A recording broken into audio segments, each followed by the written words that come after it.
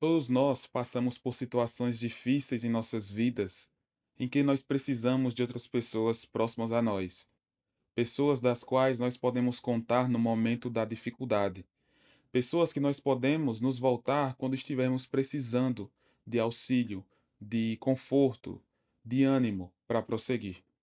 Todos nós precisamos ter esse nível de amizade, principalmente cristã, irmãos chegados, que nos ajudem com a palavra, pelo poder do Espírito Santo. Da mesma forma que Paulo está fazendo aos Efésios quando ele escreve a sua carta. Constantemente ele tenta animar os irmãos quanto ao que eles estavam passando e também quanto ao que o próprio apóstolo Paulo estava passando.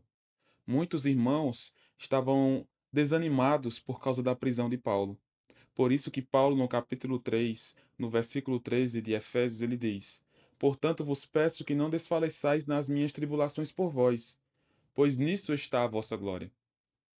O apóstolo Paulo tenta mostrar para aqueles irmãos que eles deveriam continuar firmes, apesar da circunstância atual. Nós podemos perceber então, do versículo 14 ao 16 do capítulo 3 de Efésios, essa mesma ideia que Paulo está passando para os irmãos, o desejo que ele tem de que os irmãos sejam fortalecidos. Vamos perceber no texto? Por esta causa me ponho de joelhos diante do Pai, de quem toma o nome toda a família, tanto no céu como sobre a terra, para que, segundo a riqueza da sua glória, vos conceda que sejais fortalecidos com poder, mediante o seu Espírito no homem interior. Aqui nós percebemos que, por causa da tribulação que Paulo estava passando, e por causa dos irmãos também estarem atribulados por causa disso, ele diz no versículo 14: Por esta causa me ponho de joelhos. Ele está dizendo que, por causa da situação, ele ora. E nós também precisamos orar pelas pessoas que nós conhecemos e até os que não conhecemos que estão sofrendo. Nesse mundo debaixo do pecado, a natureza geme esperando a redenção, como é descrito em Romanos 8, e o ser humano também busca isso. Nós buscamos momentos melhores em nossas vidas. Nós buscamos uma realidade melhor para nós, justamente porque nós passamos por dores, por sofrimentos, e nós precisamos nos voltar para o Senhor. Nós precisamos entender que a oração ela tem poder e nós devemos orar por nós e devemos orar pelos nossos irmãos. Paulo, então, o apóstolo Paulo, ele fala sobre isso. Por esta causa me ponho de joelhos diante do Pai, de quem toma o nome toda a família. Ou seja, Deus é quem cuida de todos os seus. Deus é quem pode resolver os nossos problemas. É Ele quem realmente pode trazer a solução. Então, quando nós apelamos a Deus em oração para que melhore nossa circunstância ou a circunstância do nosso irmão, nós estamos entregando na mão de quem realmente pode resolver e de quem realmente cuida, o próprio Deus. A continuação do versículo diz: tanto no céu como sobre a terra. É Ele quem toma conta de tudo. É Ele quem cuida, é Ele quem providencia. Como é descrito no Salmo de número 8, que Ele providencia até o leite para o bebê. E nós precisamos compreender que Deus cuida de nós.